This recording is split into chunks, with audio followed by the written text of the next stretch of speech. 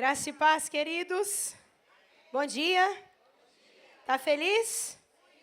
Você tá alegre porque tá na casa do Senhor? Então, sem muita demora, queria te convidar a abrir tua Bíblia comigo no livro de Colossenses, capítulo 2.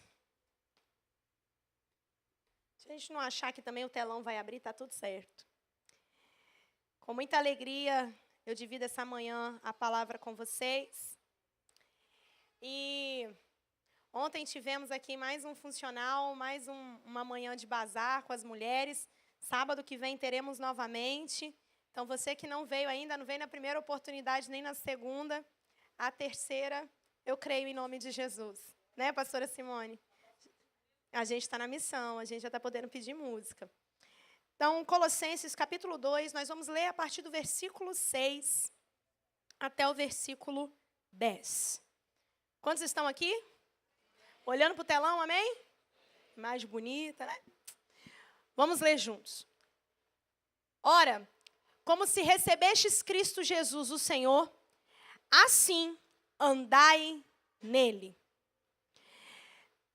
Nele radicados e edificados e confirmados na fé, tal como fostes instruídos, crescendo em ações de graças. Cuidado, que ninguém vos venha a enredar com a sua filosofia e vãs sutilezas, conforme a tradição dos homens e conforme os rudimentos do mundo, e não segundo Cristo. Porquanto nele habita corporalmente toda a plenitude da divindade. Também nele estáis aperfeiçoados, pois ele é o cabeça de todo principado e potestade. Até aqui, amém? Eu vou pedir novamente o texto, mas na versão NVI, com umas palavras mais fáceis, para a gente entender. Quando a gente olha para a carta de Colossenses, a gente entende que o apóstolo Paulo, ele escreveu essa carta como uma orientação à igreja. As cartas do apóstolo Paulo, boa parte delas, são um enredo onde ele, como apóstolo, está introduzindo e também trazendo ordem às igrejas. Só que, quando ele escreve a carta a Colossenses, ele agora está trazendo um aconselhamento juntamente ali com uma gratificação.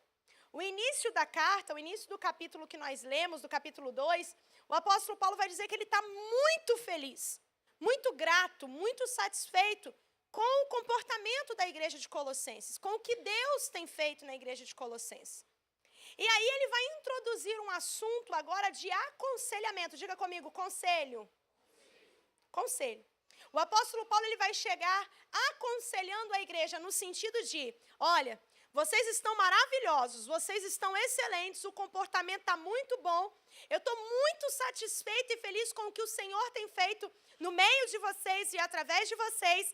Mas uma coisa eu preciso aconselhar, mas uma coisa eu preciso orientar. Ou seja, o apóstolo Paulo está vindo com uma mensagem que diz, está muito bom, mas vigiem para que não retrocedam.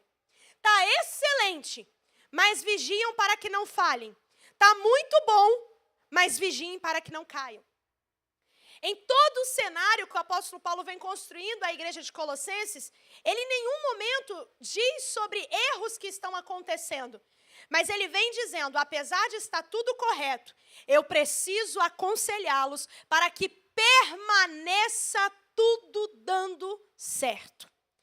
Então, eu estou dizendo para uma igreja, eu estou pregando nessa manhã sobre uma igreja e para uma igreja, que eu creio que quando o Senhor me entregou essa mensagem, Ele diz, vocês estão no mês da plenitude, vocês estão no mês onde a integralidade do Senhor vai se manifestar.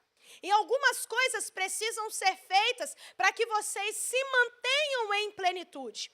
Foi liberada uma profética para nós há algum tempo sobre o mês 7, sobre esse mês de julho, aonde nós veremos cumprir aquilo que é promessa. O que está pela metade se tornará inteiro. E eu não sei se você está acreditando nessa palavra, mas desde então Deus vem usando homens e mulheres que sobem aqui, nós que sabemos da mensagem, mas também aqueles que nem sabem da palavra que recebemos, para nos dar receitas do que precisamos fazer para assumir esse papel de integralidade, mas também para nos trazer conselho para não perdermos essa plenitude.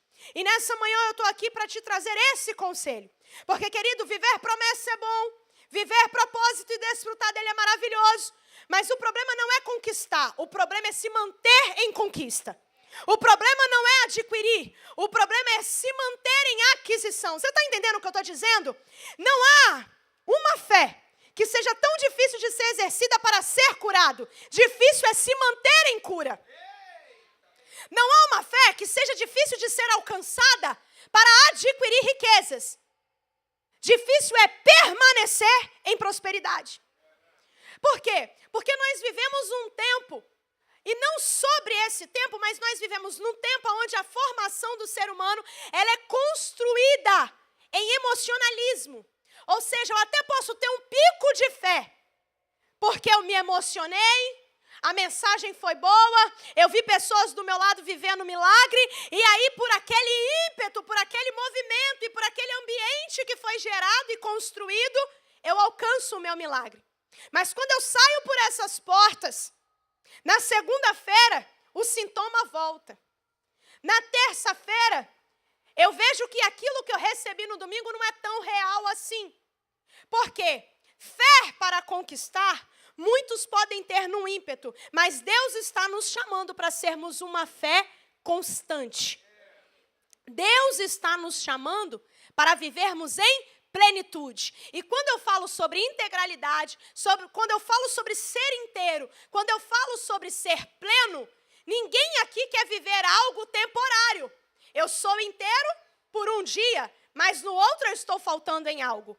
Eu sou pleno em um dia, mas quando eu saio por essas portas, a minha insatisfação volta. Ou seja, nós estamos vivendo um evangelho momentâneo, aonde nos achegamos, sentamos, recebemos, nos apropriamos daquilo porque estamos num ambiente profético, um ambiente propício para isso, mas na segunda-feira, na terça, na quinta, no sábado, quando a prova vem, quando a tribulação vem, quando alguém se levanta para falar, quando uma situação difícil na empresa acontece, quando a universidade o professor persegue, qual tem sido a nossa fé? Porque plenitude não é o que eu vivo aqui dentro, plenitude é o que eu continuo transbordando lá fora. Integralidade não é o que eu recebo para possuir aqui dentro, mas integralidade é o ponto de que eu recebo tanto que eu me mantenho nutrido para viver lá fora.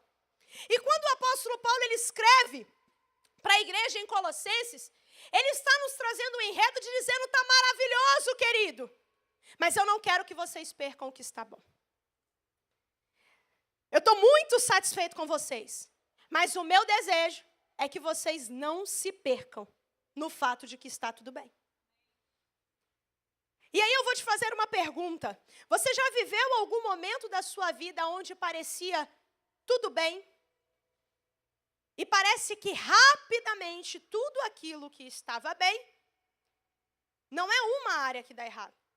Parece que tudo, absolutamente tudo, vira de cabeça para baixo. E o que era linear, o que era satisfeito, o que era pleno, o que estava ali organizado, vamos dizer assim, sob controle, começa a naufragar. E nós começamos a não ter noção, às vezes, do que socorrer primeiro. Começa tudo tão rápido dar errado, que a gente não sabe o que salva primeiro. Se a gente vai ter que correr para socorrer o casamento, o filho que está doente, a empresa que está falindo. Alguém já viveu esse cenário aqui? Levanta a mão e o pé. Eu acho que todos nós já vivemos momentos na vida de aparente conquista, de momentânea vitória. Mas daqui a pouco, as coisas viram por total, viram por completo. E querido, deixa eu te falar algo. Como cristã, não é sobre ser pastora, mas como cristã, eu sei que existem processos. Eu sei que existem adversidades. Eu sei que no mundo nós teríamos aflições. Eu sei sobre tudo isso. Mas eu também sei sobre uma igreja que é triunfante. Eu também entendo sobre uma igreja que, diante de todas as coisas, nós somos mais do que vencedores. Então, uma coisa é passar por luta, outra coisa é viver em guerra. Uma coisa é passar pelo deserto, outra coisa é você escolher entrar no deserto. E quando o apóstolo Paulo ele escreve essa carta a Colossenses, eu fiquei extremamente impactada. Parecia que eu nunca tinha lido isso antes. Tem coisa que é assim na Bíblia, né? Você lê, já passou por lá e você fala, o que é isso? Estava aqui e estou meio desviado. Parece que esse texto não existia. Eu vou te convidar na versão NVI para nós lermos novamente o conselho que o apóstolo Paulo vai dar a essa igreja. E eu gostaria que você tomasse esse conselho para você. Porque é esse conselho que o apóstolo Paulo nos trouxe aqui.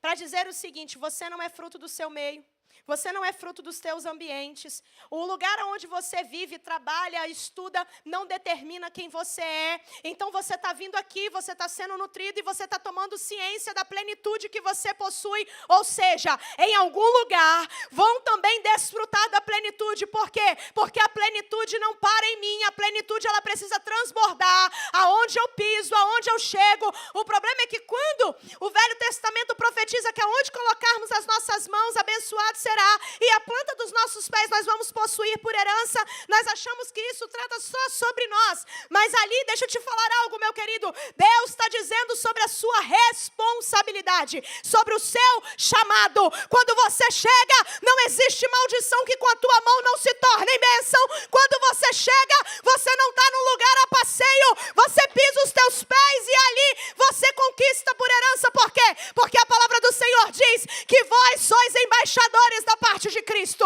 E o que é o embaixador? Ele é o representante legal de um país de origem. Se nós temos aqui uma embaixada americana no Rio de Janeiro, a partir do momento que você entra naquele lugar, ali não rege mais as leis do Brasil, mas ali agora é regida pela lei dos Estados Unidos da América. Então você entrou ali, você tem que obedecer aquelas regras, ser diligentes àquelas regras, e assim você conseguirá entrar de fato naquela nação. É um fragmento, uma embaixada.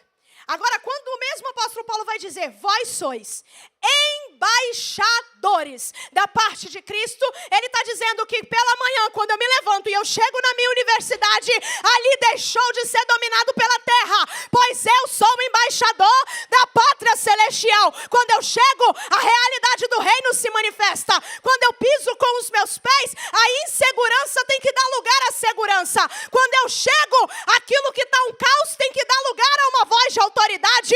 Quando eu chego, o que está enfermo tem que sair restaurado. Quando eu chego, uma mudança precisa acontecer. Por quê? Porque eu não sou daqui. Embora eu esteja nessa terra, eu sou uma embaixadora, um representante legal de Cristo Jesus nessa terra. É por isso que quando eu chego, os principados e potestades começam a tremer e a temer. Porque eles não olham a mim, mas eles olham a quem eu represento. E nessa manhã eu estou pregando para uma igreja que está entendendo que não vive mais para si, não representa mais uma placa, não representa mais uma denominação, não representa mais uma empresa, não representa mais um sobrenome, mas eu represento aquele que tudo pode, aquele que tudo é, Senhor dos senhores e Rei dos reis é o nome dele. Isso é plenitude. Agora preste atenção, portanto, assim como vocês receberam Cristo Jesus, quem já recebeu Cristo Jesus aqui? Levanta a mão aí, que se você não recebeu, hoje é amanhã que você vai receber. Porque olha com Cristo Jesus o que você recebe. Vocês receberam Cristo Jesus, o Senhor? Continuem. Então o que ele está dizendo? Vocês como igreja estão vivendo muito bem. Porque vocês receberam. Mas existe algo a ser desfrutado que não é só sobre o que eu recebo, mas é sobre o que eu escolho continuar a desfrutar. E esse é o nosso problema. Como eu disse, vivemos de momentos. Mas o evangelho é sobre constância. Continuem a viver nele. Por quê? Enraizados. Eu preciso escolher viver nele. Pera lá, mas eu já recebi. Isso não diz muita coisa. Mas eu creio. Os demônios também creem. Eu preciso recebê-lo. E eu preciso escolher viver nele enraizado. Então tem como eu escolher viver nele de forma superficial. Sem ter raízes. De forma plana. De forma que não tem origem. Que não recebe do mesmo nutriente. Aqui no seminário, se eu não me engano, até o módulo será aberto. Eu vou dar uma aula chamada Fruto do Espírito, e a gente vai falar um pouco melhor sobre isso. Mas tem pessoas que se dizem estar em Cristo, mas que se não tem raiz, não tem seiva, não tem nutriente, não tem identidade de Cristo rodando nele. E é por isso que tudo que ele fala não é o mesmo comportamento de Cristo. A forma como ele age não tem um comportamento de Cristo, porque não basta acreditar em Cristo. Eu preciso escolher viver enraizado nele. E edificados nele. Espera lá, criei raiz. Imagina comigo aqui, eu já falei que eu leio a Bíblia, né, no mundo da imaginação. Uma árvore criando raiz. E depois fala edificado. Quando eu falo sobre algo que foi edificado, eu estou falando sobre algo que tem estrutura, fundamento, que sustenta algo maior que virá. Então, em Cristo, eu escolho viver enraizado e edificados nele, firmados na fé. Como foram ensinados, transbordando de gratidão. Ou seja, todo aquele que está firmado, enraizado, nutrido e edificado em Deus, como foram ensinados, vivam transbordando em gratidão. A gratidão não é uma emoção quando eu estou em vitória. A gratidão não é uma emoção quando os dígitos da minha conta mudam. A gratidão não é quando eu fecho o negócio. A gratidão é porque eu estou nele. Enraizada nele, firmada nele, fundamentada nele. Ah, querido, se você não consegue se satisfazer numa alegria, que é ver Deus abrindo mão de sua glória, indo numa cruz padecer por amor a você, não existe alegria que irá lhe satisfazer. Vivam em gratidão. 8. Tenham cuidado. Isso aqui é forte. Para que ninguém os escravizem a filosofias vãs e enganosas, que se fundamentam nas tradições humanas e nos princípios elementares deste mundo e que não vêm de Cristo. Uma igreja, tá recebendo esse conselho. Como o apóstolo Paulo dizendo, olha, vai ter filosofia, vai ter doutrina, vai ter gente que está alicerçando no princípio próprio, edificando e construindo nos próprios ensinamentos e tradições humanas, coisas que não estão em Cristo. 9. Pois em Cristo, agora sim, depois de enraizado, edificado, firmado na fé, com gratidão, não dando ouvido às vãs doutrinas ou filosofias, pois em Cristo habita corporalmente toda a plenitude da divindade. 10. E por estarem nele, não por visitarem ele, não por passearem nele, não por usarem o nome dele, mas por estarem nele, que é o cabeça de todo poder e autoridade, vocês também receberão o quê? A plenitude. E agora sim eu começo a pregar. Porque eu vejo nesse texto a realidade de algo que eu recebo, algo que eu decido me firmar e de algo que eu transbordo a partir do momento em que eu me firmei. Então, eu escolho receber a Cristo.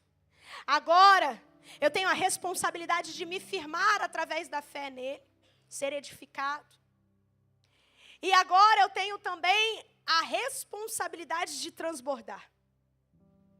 De estar nele, continuar nele, buscar diariamente ele.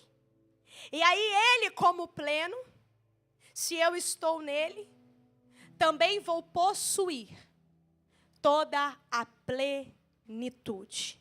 Diga para alguém e me ajuda a profetizar nesta manhã. Você é pleno. Você nasceu para plenitude. Você nasceu para totalidade. Diga para alguém: nada faltando, nada quebrado, nada fora do lugar. Esse não é o teu ambiente. Esse pode até ser o teu momento, mas isso não representa o que Cristo Jesus tem para você. Ele é pleno, abundante em graça, abundante em misericórdia. E o que Ele tem para mim e para você é plenitude de vida. Ah, meu querido, eu não sei como você entrou nessa manhã. Talvez você chegou aqui com alguma coisa em falta. Está faltando saúde, está faltando paz, está faltando sossego na alma, está faltando pão dentro de casa. Eu não sei o que está faltando, mas a minha Bíblia diz, e se você acredita nela, você precisa possuir isso, que Ele, sendo cabeça, em vós habita também a plenitude de toda a divindade. Então, começa a se despir. O que é que está faltando? Começa a se ministrar, querido. Está faltando saúde? Eu não aceito. Eu não aceito. Eu não aceito essa enfermidade. Por quê? Porque ela me limita. Ela me coloca numa condição aonde eu não tenho plenitude. Então, ela não me pertence. Porque em Cristo, a única coisa que me pertence é plenitude. Só que a gente tem se tornado fruto do meio. E por que eu estou dizendo sobre fruto do meio? Porque tudo que nós lemos, querido, é sobre um lugar. Não é sobre uma pessoa. Aqui nós lemos por diversas vezes nos versículos dizendo, pois estar em Cristo. Estar nele. Deixa eu te dar um exemplo. Pastor Janderson fala sobre isso, isso é muito fácil de visualizar. Se você me ligar e você me perguntar, você está onde? E eu te responder, eu estou em casa. Ou eu te responder, eu estou no shopping. Você vai conseguir imaginar que eu estou no telhado da minha casa atendendo o telefone? Ou você imagina que eu estou na rua da minha casa falando com você? Ou se eu estou no shopping, você vai imaginar que eu estou no estacionamento? Estou dizendo de imaginar mesmo. Quando você está construindo um diálogo com alguém, uma conversa, aquele cenário ele vai se montando. Então, a partir do momento que você me ligou e eu disse, eu estou em casa, você tem uma tendência de entender e de achar que eu estou no sofá, eu estou na sala, eu estou no quarto, eu estou em algum lugar da casa que seja dentro dela, e não no telhado do lado de fora, e não na rua ao qual a casa está. Se eu falo com você, eu estou dentro de um shopping, você vai me imaginar andando por algum corredor, de algum piso daquele shopping. Por quê? Quando eu falo que eu estou em algum lugar, eu não estou fora, mas eu estou dentro. Essa preposição em, ela fala sobre algo que vem de dentro. Ela fala sobre algo que é interno. É por isso que quando eu falo eu estou em casa, você não entende que eu estou do lado de fora, mas que eu estou dentro, porque a preposição, ela me dá origem de algo que é sobre ser interno e não externo. Agora, o texto que nós lemos fala o tempo todo sobre estar nele. E quando eu falo sobre estar nele, não tem como você imaginar Jesus sentado do seu lado. Não tem como você imaginar ele passeando por esses corredores como a gente gosta de profetizar. Porque quando eu falo que eu estou em Cristo, eu estou dentro dele. Só 4 pessoas entenderam ali, eu vou dizer novamente para o pessoal de cá. Quando eu falo que eu estou nele, que eu estou em Cristo, Não tem por que a minha mente imaginar que Jesus está sentado do meu lado, ou que Jesus está andando por esses corredores. Por quê? Porque quando eu digo que eu estou em Cristo, eu não estou falando sobre o fato de Jesus escolher estar perto de mim, mas é o fato de eu estar dentro dele. Não é Ele que escolhe estar perto de mim, mas sou eu que escolho diariamente entrar por dentro dEle. É por isso que quando a cruz existiu, foi necessário tantos processos. É por isso que quando a cruz existiu ali, já todo o cenário praticamente de falecimento completo do corpo de Jesus, um soldado romano vai pegar uma lança no momento da crucificação e vai lhe enxertar uma lança perto dos teus pulmões. E naquele momento, diz que o que sai ali é água. Água misturada com sangue. Isso aqui daria uma pregação extensa, mas isso aí eu vou deixar para o pastor Janderson para o parte 2. Porque isso aqui é maravilhoso, isso aqui é surreal.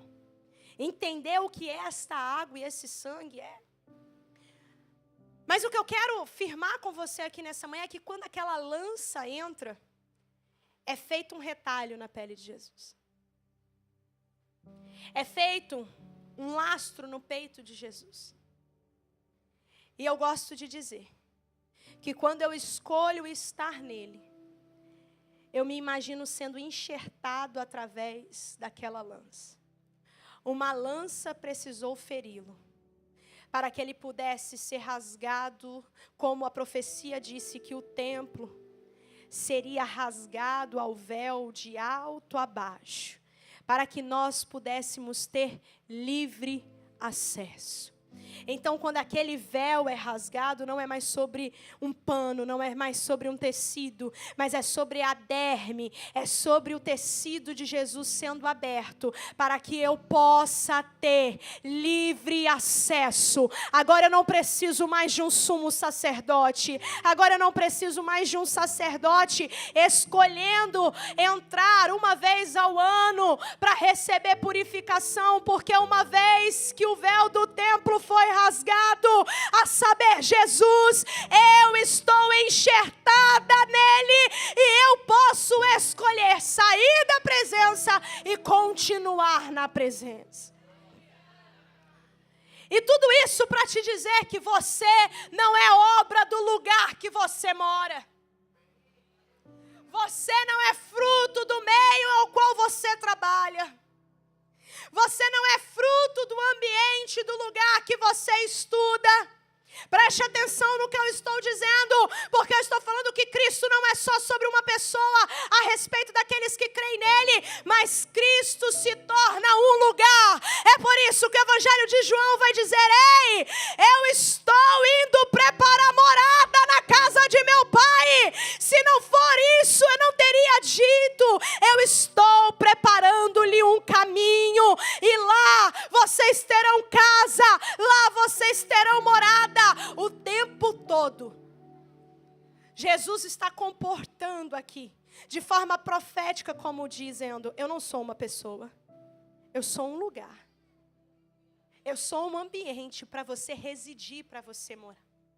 Pastor, eu já entendi que se Jesus é pleno, e agora eu estou dentro de Jesus, eu vou usufruir de tudo aquilo que Ele possui. Você entendeu isso comigo?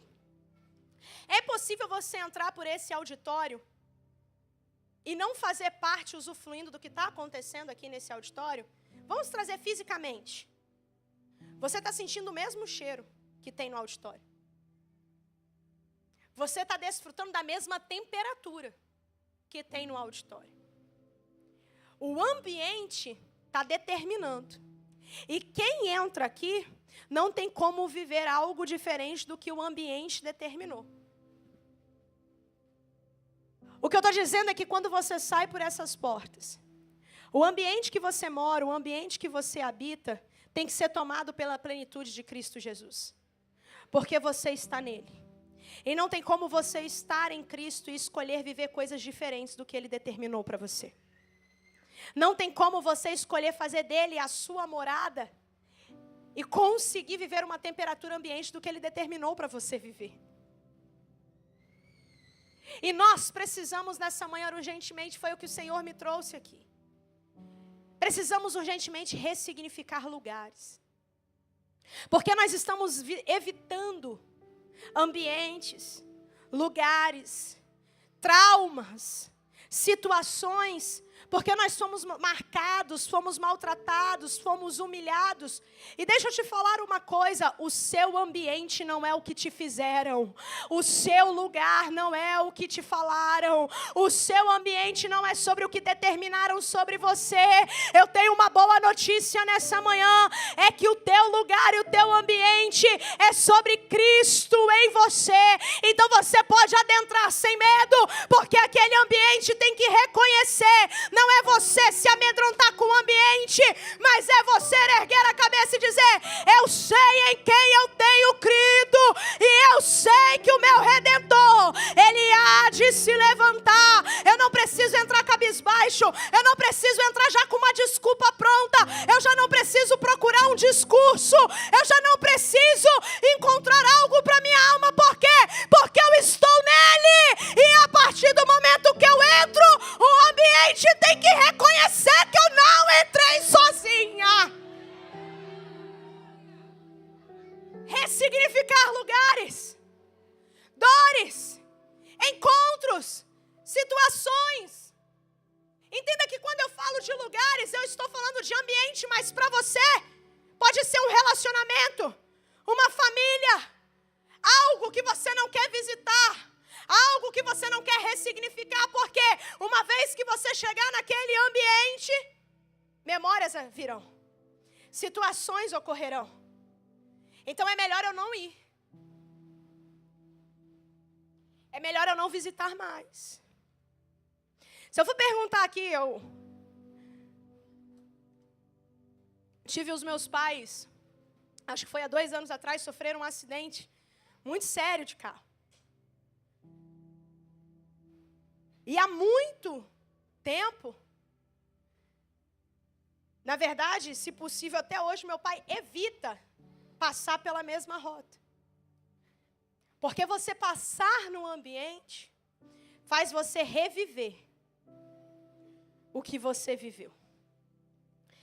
Só que quando Jesus vem, Ele vem para dizer: eu sou o teu ambiente, eu sou a tua morada, eu sou o teu lugar. E embora fisicamente você tenha que visitar emocionalmente dores, lembre-se de que eu não vos deixei só. Eu vou dizer novamente, você não está sozinho.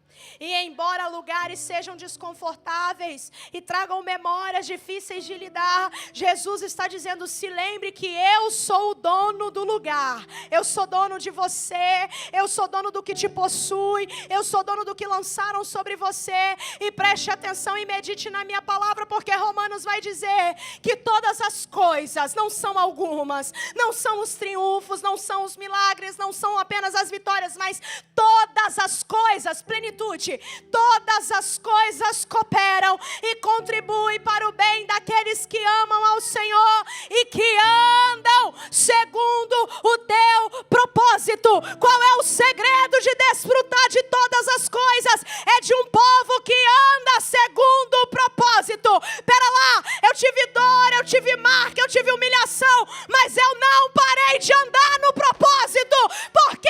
Porque o meu ambiente natural não determina o meu futuro, porque o meu lugar de morada é Cristo Jesus. Eu estou firmada nele. Ele é que é a pedra angular, Ele que é a rocha viva, Ele que é o pão vivo que desceu do céu. E eu quero te provar de forma muito breve que Jesus veio para ressignificar lugares. E é por isso que Ele conta com você para ressignificar lugares. 2 Samuel, não precisa colocar aqui não, eu vou citar. Capítulo 15, no versículo 30 vai ter uma narrativa do rei Davi, eu já até preguei sobre isso aqui. Que diz assim: Davi, porém, continuou subindo o monte das oliveiras, caminhando e chorando, e com a cabeça coberta e os pés descalços. E todos os que iam com ele também possuíam a cabeça coberta e subiam chorando. Davi estava onde?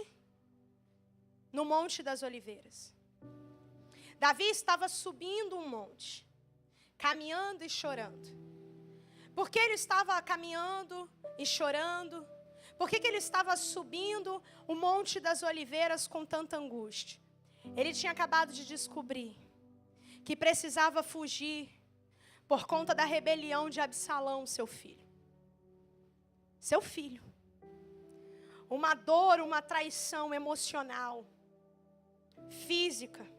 Alguém que estava conjecturando por trás, planejando o fim do próprio pai. Davi vai subir aquele Monte das Oliveiras, chorando, descalço, cabeça coberta, como alguém que está enlutado, alguém que está em luto, com dor, uma dor na alma de ver o seu próprio filho o ferindo, o traindo. Davi estava no Monte das Oliveiras. Depois de um tempo, muito tempo, no Evangelho de Mateus capítulo 1, na genealogia de Jesus, às vezes a gente não entende porque Jesus é chamado de filho de Davi. Isso também daria uma pregação longa e extensa.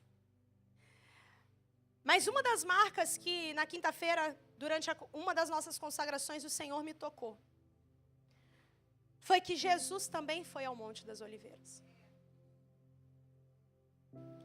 Preste atenção em algo. Davi subiu o Monte das Oliveiras, caminhando e chorando, por uma traição emocional de um filho. Jesus vai se apresentar agora no Evangelho de Lucas, capítulo 22, a partir do versículo 39, como de costume. Jesus foi para o Monte das Oliveiras, e os seus discípulos o seguiam. Também tinha gente atrás. Também tinha gente indo. Parece, se assemelha, o mesmo lugar, a mesma história, personagem diferente, com uma história diferente. Eu vim para dizer algo. Jesus te trouxe nessa manhã para ressignificar lugares. Você não é fruto do que o lugar te causou. Você é que determina o que o lugar vai ter que reconhecer. Davi chorou, Davi caminhou, Davi subiu em luto, Davi subiu ali angustiado pela dor da traição no Monte das Oliveiras. Mas Jesus, ele chega no Monte das Oliveiras como de costume. Tinha gente chegando, tinha gente indo junto. Ele estava lá dizendo: orem para que vocês não caiam em tentação. Ele então se afasta deles e numa pequena distância ele se ajoelha e começa a orar: Pai, se possível, afasta de mim este cálice. Contudo, não seja feita a minha vontade, mas sim a tua. Então apareceu-lhe um anjo do céu que o fortalecia. O mesmo monte, o mesmo cenário, a mesma dor. Que dor é essa? Davi viveu a traição de Absalão. Jesus está vivendo a traição de Judas. Eles estão no mesmo cenário, no mesmo ambiente, mas Jesus está tendo um comportamento diferente, porque nele habita a plenitude divina. Ele sabe como se comportar no deserto, porque ele está dizendo: é para aquele Monte das Oliveiras. Com Davi tu foi a marca de uma dor, mas comigo tu será a minha primeira gota de sangue derramada aqui. Para ele tinha angústia também, mas iniciou-se o propósito de um plano mais perfeito de toda a história. Aonde habitou o pecado de Davi, superabundou a graça do sangue derramado. O mesmo lugar, uma história semelhante, um destino diferente. É por isso que o tema dessa mensagem é ressignificando lugares e fazendo história. Deus te chamou para fazer história. Eu vou dizer mais uma vez porque eu estou profetizando. História não é algo contado. História é algo que se torna relevante ao ponto de alguém ter que perpetuar o que você fez. Deus não te chamou para ser fruto da dor, para ser fruto do lugar, mas Deus te chamou para alguém contar a tua história. Tu vai ressignificar esse lugar porque Deus nessa manhã quer te fazer um testemunho para alguém. Jesus está lá no Monte das Oliveiras. O cenário semelhante, o propósito bem definido. Jesus começa a orar. Ele começa a clamar. Ele é fortalecido pelo anjo. Mas estando ele angustiado, ele orava mais ainda, intensamente. Quanto maior o nível de angústia, mais Jesus orava. Quanto maior o nível de pressão, mais Jesus buscava. E o seu suor era como gotas de sangue que caíam ao chão. O Monte das Oliveiras para Davi foi o lugar da dor. Absalão nasceu como fruto de um pecado que Davi havia cometido. Mas agora em Jesus, o Monte das Oliveiras vai ter que dar lugar a um sangue que nele não havia pecado algum. Ele não teve como usurpação ser igual a Deus. Mas antes ele se esvaziou de toda a sua glória, assumindo forma de homem. E por isso, Deus o exaltou sobremaneiramente. E lhe deu um nome que está acima de todo nome, para que no nome de Jesus, para que em Jesus, naquele lugar que Ele é a morada, todo joelho se dobre e toda língua confesse que só Ele é Senhor. Ministério de Louvor pode vir, eu já estou finalizando. Um lugar ressignificado por Cristo. Eu vou finalizar te falando sobre um outro lugar. Alguém já ouviu falar sobre Jope? Sim, pode levantar a mão, participe comigo aqui. Eu já falei que eu sou carente emocionalmente de conversar aqui. Jope. E se eu te perguntar como você conhece Jope? Por que você conhece Jope? Por conta de Jonas. O que aconteceu com Jonas?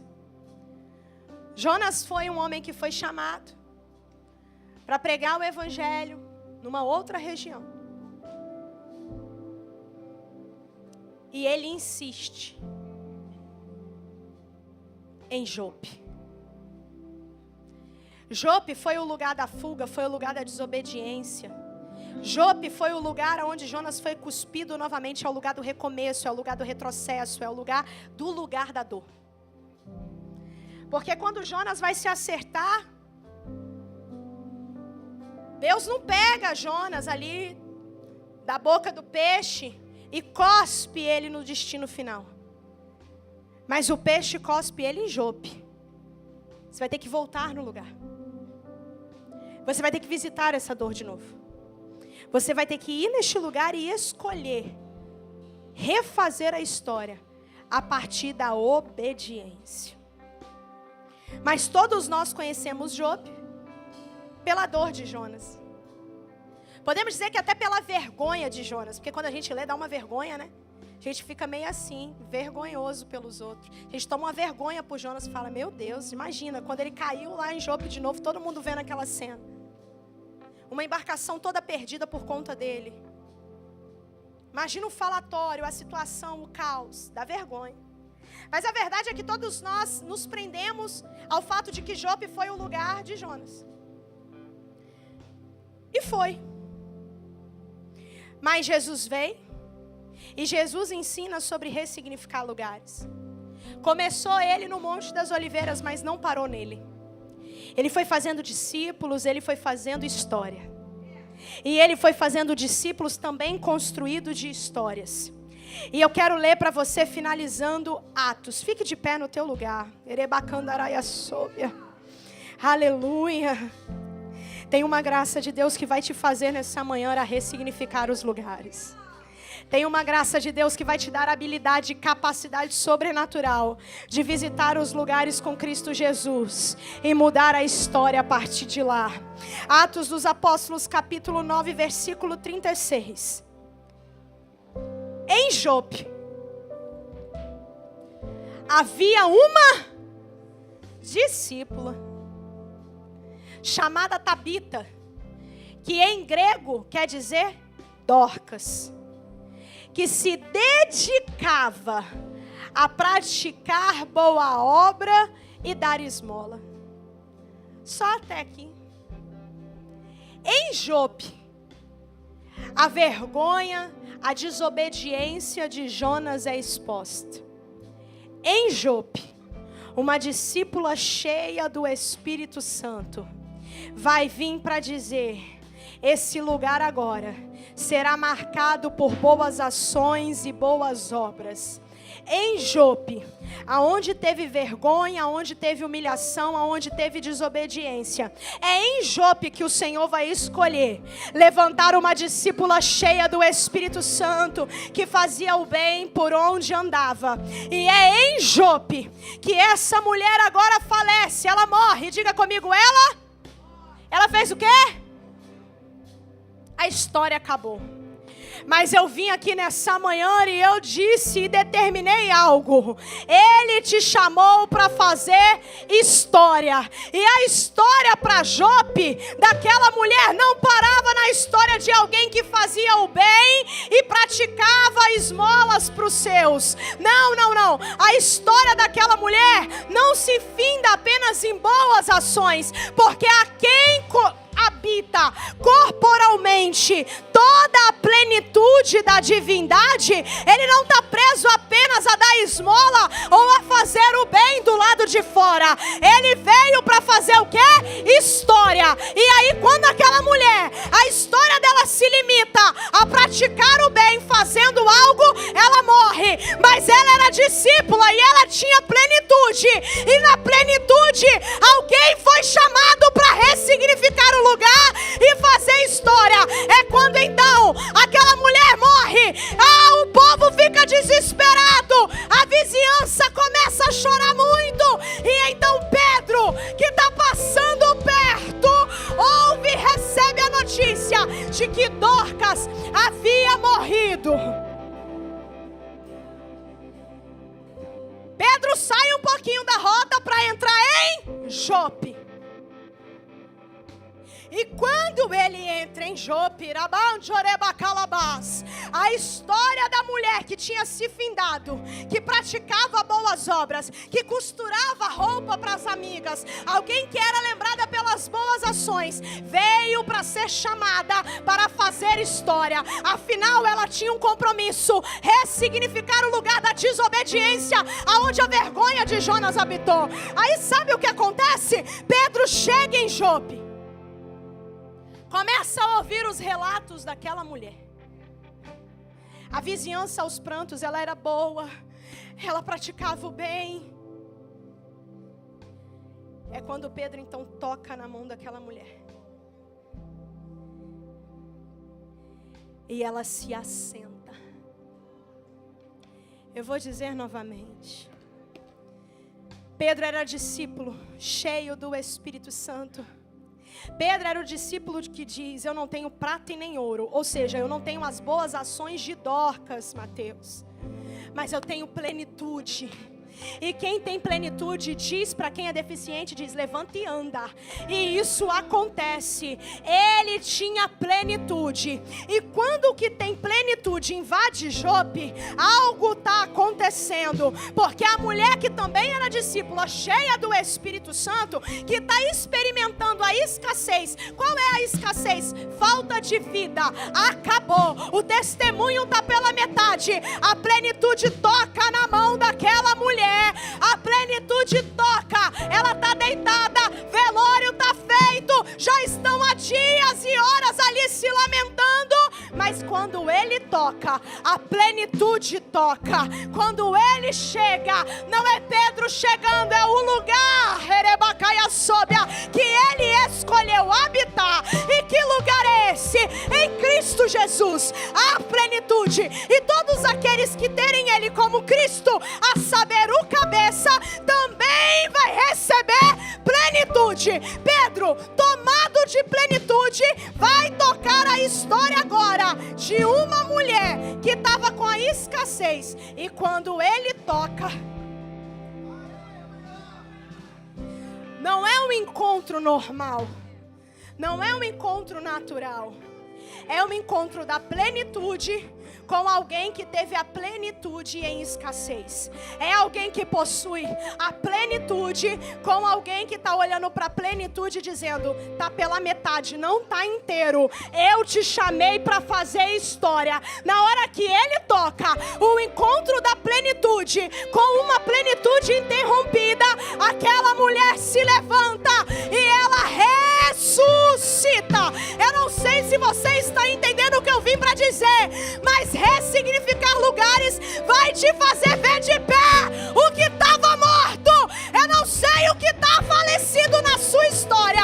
Eu não sei o que está com poucos batimentos. Eu não sei o que tem pouco fôlego de vida aí. Mas Deus me trouxe nessa manhã para dizer: ei, a plenitude te põe de pé. A plenitude ressuscita. Eu não sei se é casamento, eu não sei se é finança, eu não sei se é ministério, eu não sei se é sonho, eu não sei o que está estéril, mas quando a plenitude chega em Jope, ela dá lugar à ressurreição. E ali nós podemos afirmar: onde está a morte? A tua vitória. Porque quando a plenitude chega, até a morte, que parecia o fim, dá lugar à vida. Ei! Erebacalandaraia sobe, ó. A morte dá lugar à vida. Isso é plenitude. O que está escasso, o que está faltando, o que está restrito, o que está pela metade, deixa a plenitude tocar na tua mão agora. Ele veio para ressignificar lugares e fazer história. E ele vai dizer: vocês estão autorizados a fazerem as mesmas obras que eu faço, e obras ainda maiores. O que está morto, o que está falido, o que está estéril, o que está difícil, Jesus vai entrar hoje. A plenitude. Ou melhor, deixa eu melhorar a minha fala. Jesus não vai entrar na história, você vai entrar em Jesus. Ele não vai na história, é você que vai. Ele não vai no lugar, é você que vai. Só que quando você vai nele, você não vai sozinha. Você vai com ele, por dentro dele, te cobrindo, te guardando, te protegendo. Eu não sei qual é o acesso que você está precisando. Deus me fala sobre isso. Acesso. Eu preciso de acesso. Acesso para falar, acesso, uma oportunidade na reunião. Eu preciso de acesso.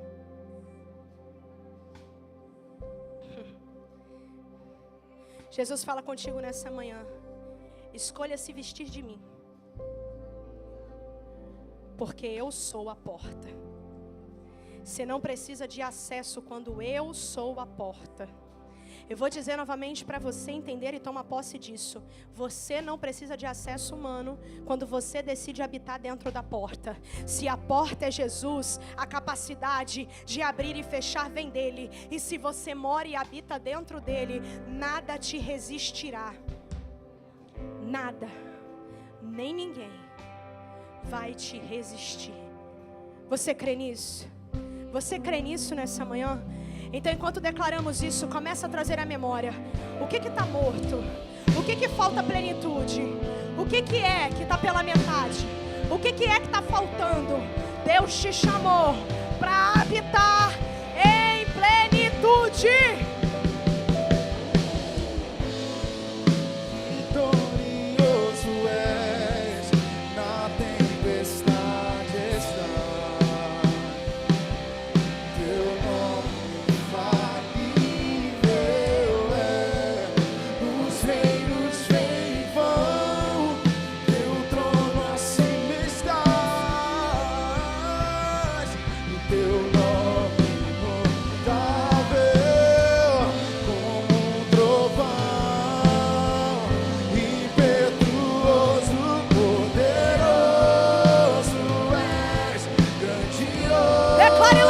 Que venha os céus, que venha os céus, e que venha, nós proclamamos.